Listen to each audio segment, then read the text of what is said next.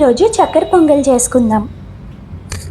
ఇది చాలా సింపుల్గా ఈజీగా అయిపోయే ఒక ప్రసాదం. మనం ఏదైనా స్వీట్ తినాలనుకున్నా చేసుకోవచ్చు.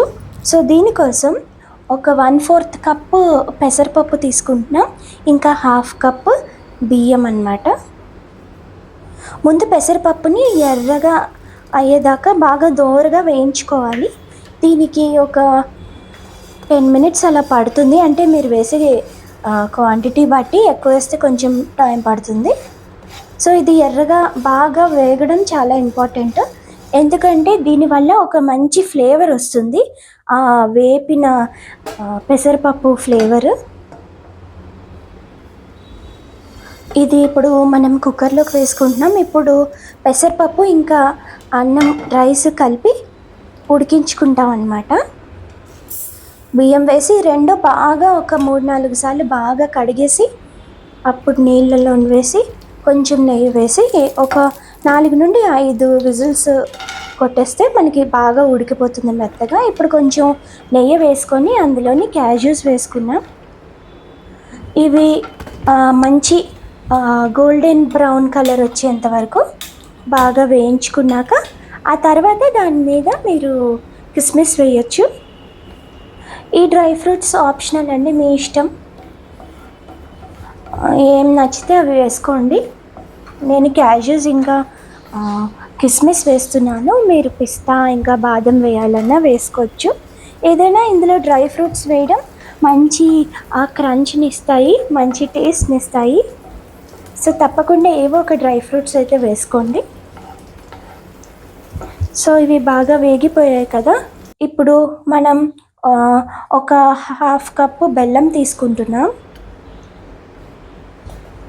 వేరే గిన్నెలోని. దాంతోపాటు 1/4 కప్పు పంచదార తీసుకుంటున్నాం.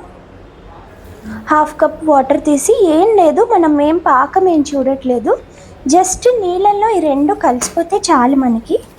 అంతే, ఇలా ఉండాలి కన్సిస్టెన్సీ అలా అని అదేం లేదు. సో జస్ట్ నీళ్ళలోని ఇది కరిగిపోతే చాలు. ఇప్పుడు మన రైస్ ఇంకా పప్పు బాగా ఉడికిపోయాయి కదా.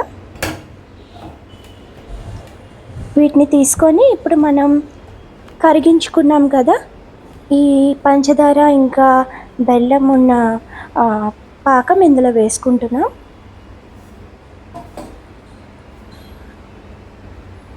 జాగ్రత్తగా అది తీసి ఫిల్టర్ చేసుకుంటున్నాం. ఏవైనా డస్ట్ పార్టికల్స్ ఏమైనా ఉన్నా కూడా మనకి చక్కగా ఫిల్టర్ అయిపోతాయి.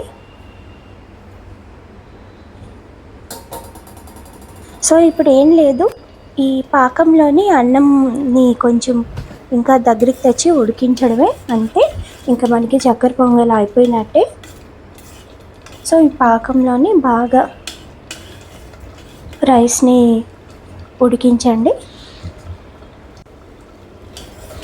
దగ్గరికి వచ్చేదాకా అలాగా కలుపుతూ ఉండండి, కిందన రైస్ అంటకుండా. ఇప్పుడు ఇది భీమసేని కర్పూరం అండి. చాలా ఉంటే కొంచెం వేసుకోండి, చాలా కొంచెం. ఏమాత్రం ఎక్కువైనా ఇది మన టేస్ట్ని పాడు చేసేస్తుంది. అది కూడా ఉంది, ఎంత కొంచెం వేస్తే అప్పుడు మీకు మంచి స్మెల్ వస్తుంది. ఉంటే వేయండి, వేయకపోయినా పర్వాలేదు. దగ్గర ఉంటే మాత్రం వేసుకోండి. చాలా చాలా కొంచెం, ఇదైతే ముఖ్యమైన విషయం. ఎక్కువ వేస్తే మొత్తం టేస్ట్ పోతుంది. ఇంకా ఒక టీ స్పూన్ యాలకుల పొడి వేసి కలపండి. మొత్తం పాకంలోని అన్నం బాగా ఉడికి దగ్గరికి రావాలన్నమాట. ఇదిగోండి, అయిపోయింది చక్కెర పొంగలి. చాలా టేస్టీగా ఉంటుంది, తప్పకుండా ట్రై చేయండి. Thank you.